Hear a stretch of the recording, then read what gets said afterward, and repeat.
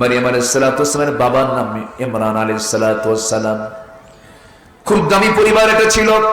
এই সূরার নামকরণ করা হয়েছে ওই আয়াত থেকে, ইন্নাল্লাহা আসতাফা আদামা ওয়া নূহা ওয়া আলা ইব্রাহিম ওয়া আলা ইমরান আলাল আলামিন। জোরে বলুন আল্লাহু আকবার।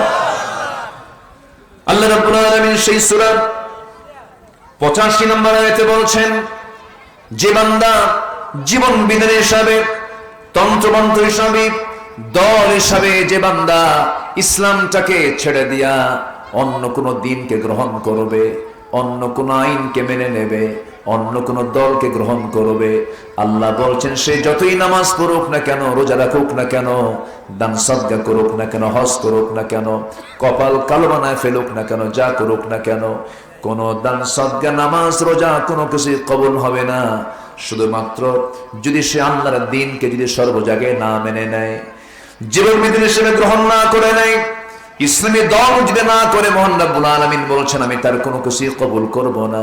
এই কথাটা কোনো মোল্লার কথা না, আল্লাহর কথা। বাড়িতে মিলায় নেবেন, আমি বানায় বলিনি, বাড়িতে মিলাবেন।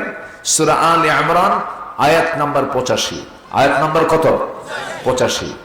কোন বক্তা কিন্তু নিজের ওয়াজ করে না, বক্তা করে কার ওয়াজ? কোন আলোচক কার ওয়াজ করে?